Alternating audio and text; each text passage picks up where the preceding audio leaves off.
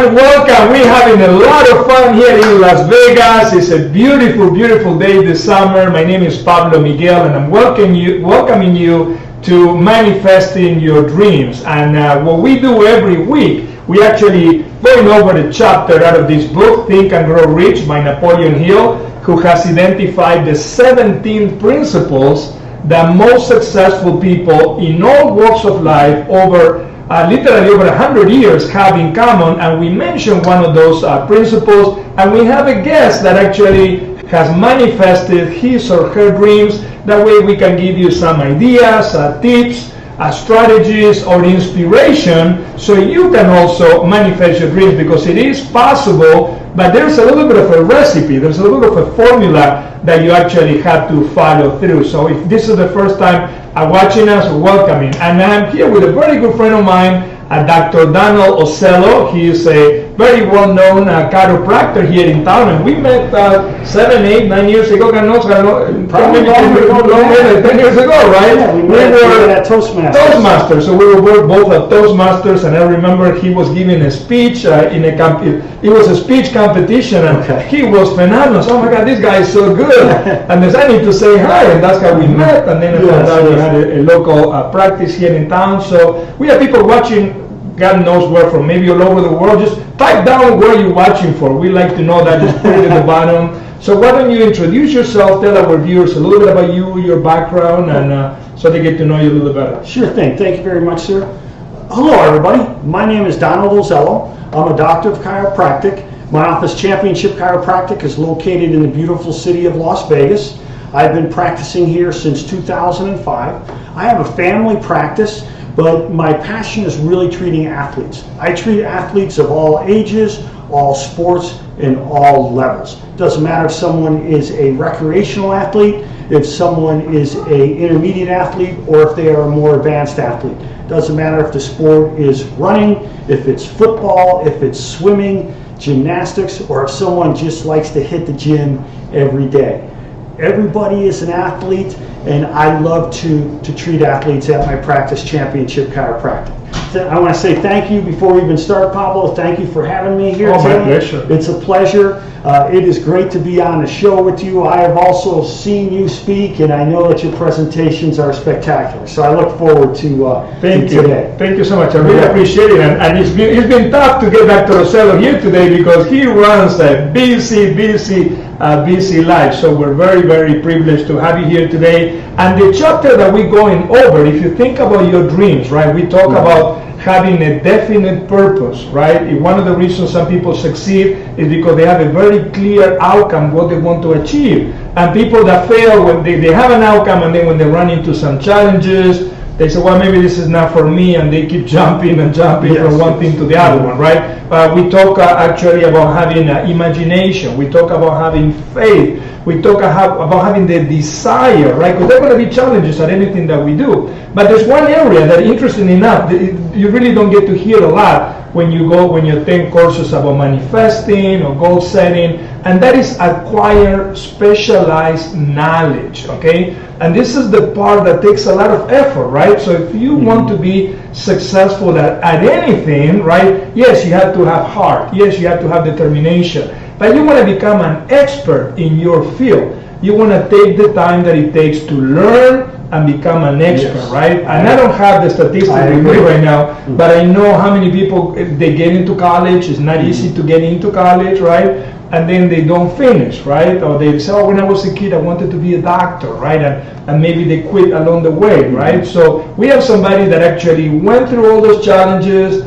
He got his degree, and then after they get the degree, is okay, now I have a degree, now I have to put it in practice, right? Overcoming challenges, right? So Dan actually is one of those people that actually had a very successful practice. And by the way, if you have any friends that like to run or like to exercise, type their name at the bottom, and we're going to talk about his book a little later, but he actually has a published book with amazing information about running, which is something that we like to do, in places like Las Vegas, right? Yes. So tell us a little bit about what kept you going when you were going to school, and the challenges, getting your education, getting your specialized knowledge, and that never ends, right? Because now you have to continue with that education. So what's a couple of tips you can share with us? That is actually an excellent question.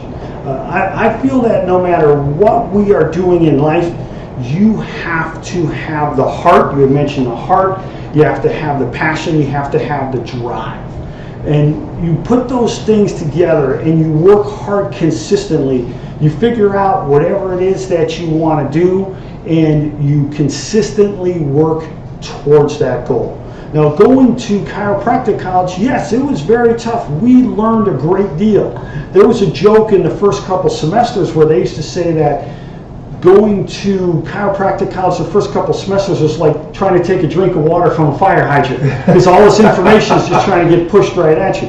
And obviously, we had to take our anatomy, our physiology, the biochemistry, all of the basic sciences, the pre-med type courses to get into chiropractic college. But in chiropractic college, we have to know not only anatomy, but what we call the functional anatomy. We have to know how the joints work. We have to know how the muscles work, how the nervous system works, how the fascia works, and how that all interlaces together, and why injuries occur, and what we can do to help those people not only to recover from those injuries, but to, first of all, to prevent those injuries in the very beginning, and then to recover from those injuries, and use every tool that we possibly can and they possibly can to help them get better. First of all, the proper diagnosis, getting the right direction and figuring out what exactly that person needs. And then the treatment protocols in the office. And then one thing that I love to do is patient education. Teaching people things that they can do outside of my office that can help them to live a healthier, fitter, more functional life. It could be exercises, it could be general exercise, it could be specific exercise, it could be nutrition. Ergonomics is very important, so that's another point that I stress. Recovery. Recovery is the most neglected part of health and fitness. So we have to make sure that people are recovering not only with their injuries, but from their everyday activities and from their training. So all that adds into helping a person recover from their injury, prevent their injury, and live a healthier, fitter, more functional life. So those are all the things that I had to learn specifically. And like you mentioned, I'm still learning. I teach chiropractic continuing education webinars on sports medicine, but I also take a lot of webinars and I read a lot. And in order to teach the classes, I have to look at a lot of research papers, numerous research papers. So I'm always keeping up on what is going on with the research and learning new things about different conditions. So it's something where it is a continual learning process. When I got out of chiropractic college and got my license, I thought, man, my schooling's done. This is great. All I'm going to do now is work. And I was completely wrong. I have learned more since I graduated than I learned before I graduated. First of all, just from the experience of treating patients, being in the treatment room, because the saying is, the joke is, the patients don't read the textbooks. So the patients don't know what they have, and they're going to ask a lot of questions. And so when someone comes into the office, it isn't just that boom, boom, boom, they have this, they have this, they have this, they have this, and it's a checklist. There are times where they may have a couple things of a condition, a couple things of another condition, a couple things of a third condition. So you have to add that all in and figure out exactly what the sources of those conditions are, and to eliminate those sources, and to teach people things to eliminate those sources and the contributing factors. So it is something where I have learned so much from studying and learning, like I said, when I was in school, but more so when I have been out of school, especially now that I'm teaching, is I have to be up on everything. So it's the idea of knowing exactly what I want to teach my students, how I can help my students to treat their patients even better, and make everybody more successful, and make their patients healthier, fitter, and increase their function.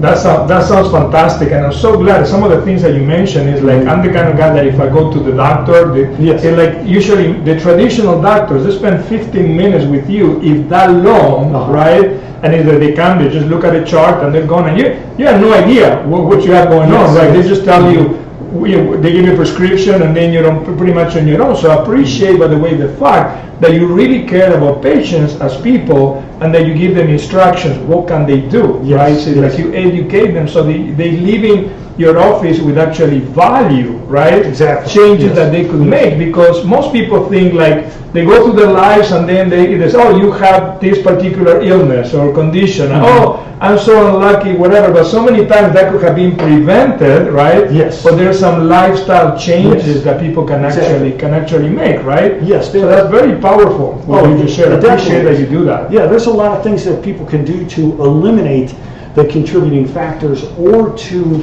make the contributing factors so that they are less of contributing factors. And there are so many things that they can do to help themselves, and that's why I do the patient education. That's what my YouTube page is all about. That's what my book is all about. You know, for example, just this past week on Wednesday, a young man came into my office and he was having some issues, and between his first and second visit, I sent him an email with links to probably like 15 to 20 different of my videos that I've done. And so he came in with that printed out, and he was asking me all these questions. And so that goes to show me how much this young man wants to get better. It shows me that he is dedicated and determined to overcome the issues that he has right now and get back to doing the activities that he wants to do. Fantastic. That's fantastic. And we have a couple of things. We're going to go to a break right now. Okay. But we're going to get back, and I'd like you to share when we get back a couple of things that people can actually do, people that are watching right now, that could actually help them. So you don't want to miss, actually, you want to invite your friends so they come and they watch. You want to share this with people. And you are in Manifesting Your Dreams with Pablo Miguel. If you like us to keep you informed of other interviews we have coming, just go to manifestingyourdreams.net. NET, manifestingyourdreams.net, and we'll keep you posted on future events. We're here with Dr. Ozello, and I'm excited about the next segment. So don't go anywhere. We'll be right back.